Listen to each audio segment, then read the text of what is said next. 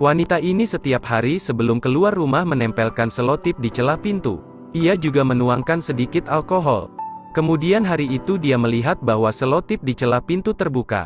Dia waspada mengeluarkan pistol lalu memasukkannya ke dalam keranjang pakaian. Pada saat dia membuka pintu, dia mendapati 3 orang pria di sana. Tapi Lucy tidak terkejut. Dia menyamar. Ia sedang menerima sebuah misi menangkap penyelundup narkoba. Sekarang bukan waktu terbaik untuk menyerang pelaku. Oleh karena itu Lucy menyamar menjadi seorang ahli kimia. Ia menginap di sebuah penginapan untuk memantau gerakan para pelaku. Dan agar mereka masuk umpannya. Pria yang berbicara adalah pemimpin penyelundupan. Dorio bekerja dengan sangat hati-hati. Dia melakukan pelacakan. Lucy tidak muncul selama lebih dari setengah bulan. Dia meminta bawahannya untuk mengambil pistol di keranjang pakaian Lucy. Setelah selesai semuanya, dia berniat untuk membawa Lucy pergi beberapa saat. Jadi Lucy berkata jika ia akan bepergian ia harus memakai mantel.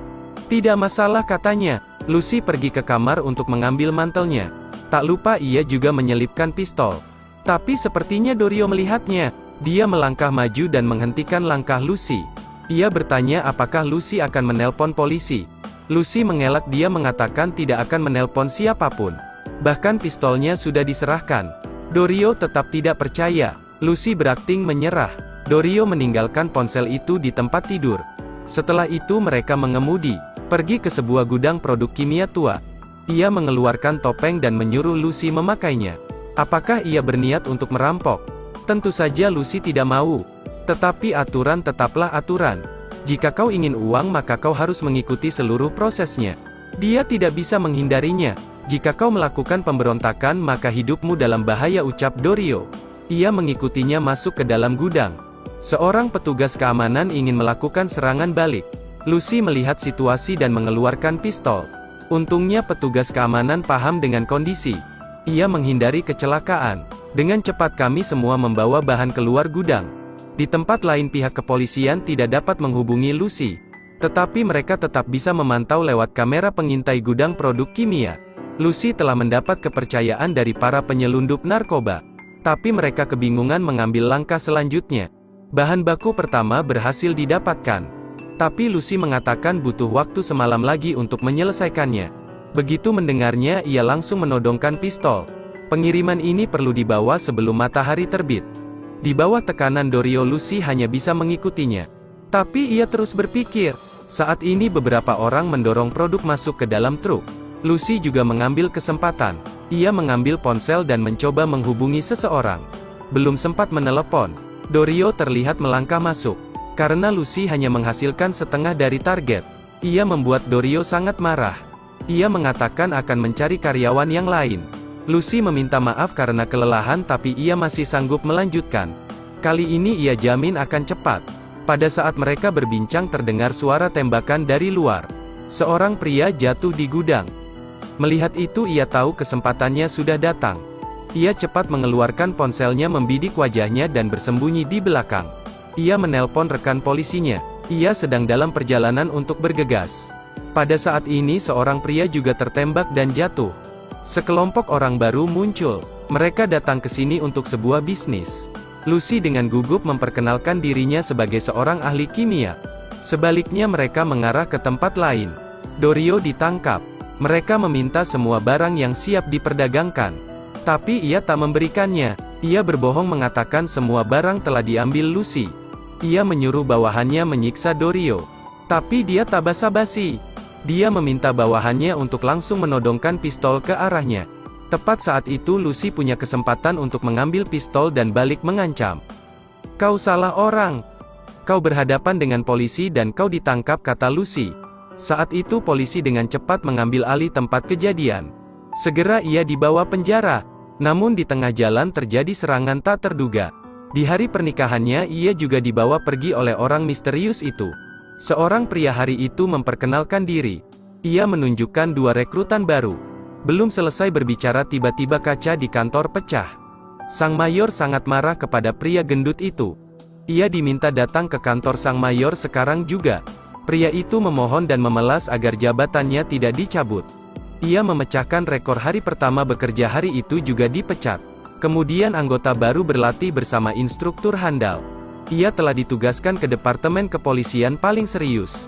Dia mendidiknya. Ia bilang pemula harus tahu seperangkat metode, bukan hanya proposal. Terkadang ia harus membiarkannya membuat kesalahan agar tidak jatuh ke lubang yang sama. Setelah memeriksa mobil polisi, ia memberikan senjata untuk diperiksa. 850. Peluru besar itu panjangnya 3 inci. Tube viewfinder. Senjata ini memiliki 6 putaran. Konverter baja dan cetakan nama. Jika bos setuju, saya punya kebiasaan meninggalkan peluru di sini. Setengah detik sangat berharga. Setelah serangkaian manipulasi, dia terlihat seperti mengingat situasinya. Tidak mungkin ia tidak bertanya. Akhirnya ia tahu anggota baru itu baru keluar dari wajib militer. Tim yang dia layani juga sangat terkenal. Hal itu bukan masalah baginya. Jadi ia memutuskan untuk membangun seperangkat latihan untuknya. Sangat cepat ia menerima kasus pertamanya setelah mulai berpatroli, yaitu perampokan toko permata. Gerbang pintu toko telah dikunci. Mereka melaju ke sebuah gang kecil. Mereka berhenti dan mengambil senjata di bagasi. Ia tak lupa bertanya padanya, dalam kasus seperti itu apa yang harus ia lakukan? Tetaplah berusaha untuk mengetahui masalahnya. Atau kau bisa memanggil bala bantuan. Saat ini sirine peringatan berbunyi. Dua pelaku keluar melarikan diri. Ini diikuti oleh pertarungan 2 lawan 2. Mereka berjuang untuk waktu yang lama, tetapi tidak menangkap siapapun. Departemen kepolisian harus melihat kecerdasan anggota barunya. Sekarang bala bantuan telah tiba, dan penjahat itu ditabrak mobil polisi. Polisi yang turun dari mobil saat ini menundukkan pelaku. Begitupun dengan anggota baru. Ia menanyakan apakah dia punya anak buah. Namun lagi-lagi dikatakan tersangka telah ditangkap. Yang perlu dilakukan sekarang adalah membawanya ke kantor polisi untuk diadili. Saat itu keadaannya darurat. Lucy berdiri di dekatnya dan ekspresinya tidak percaya. Ia tiba-tiba mengingat kembali ke masa lalunya ketika dia masih pemula. Perlakuan ini sangat berbeda. Ini masih belum apa-apa. Ia ditraktir minum kopi. Mobil polisi dikemudikan oleh pengemudi utama. Itu semua begitu besar baginya. Ternyata dari pengamatannya dia masih melihat tempat ini sebagai medan perang. Hubungi saja ia jika perlu bantuan. Itu semua yang menjadi objek kewaspadaannya. Entah itu orang biasa yang butuh bantuan, atau orang berbahaya sekalipun, pekerjaan hari itu berakhir. Namun orang yang menulis laporan itu bertemu Lucy yang terkejut. Bukankah ini tugasnya? Lucy mengadu mengapa pada hari pertama ia mendapat pekerjaan. Ia mengusirnya, mengambil pistolnya dan memanggilnya pemula selama setahun. Sedangkan anggota baru mendapat perlakuan khusus. Ia mengarang alasan utamanya, dia khawatir akan mengungkap lokasinya. Ini membuktikan dia masih tidak bisa keluar dari perang. Ia menambahkan satu kalimat lagi dan membuat Lucy senang. Suatu hari Lucy akan menjadi sepertinya. Di sisi lain Katie juga menyadari masalahnya. Dia mengajukan pengunduran dirinya dan berpamitan dengan sang mayor.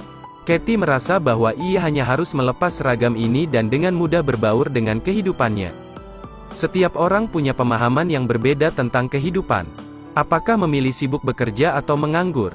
Yang terpenting kita perlu menggunakan hati untuk merasakan dan menemukan kesenangan hidup. Kemudian berdamai dengannya. Cerita pun berakhir. Terus ikuti Edelweiss Review untuk mendapatkan update cuplikan film berikutnya.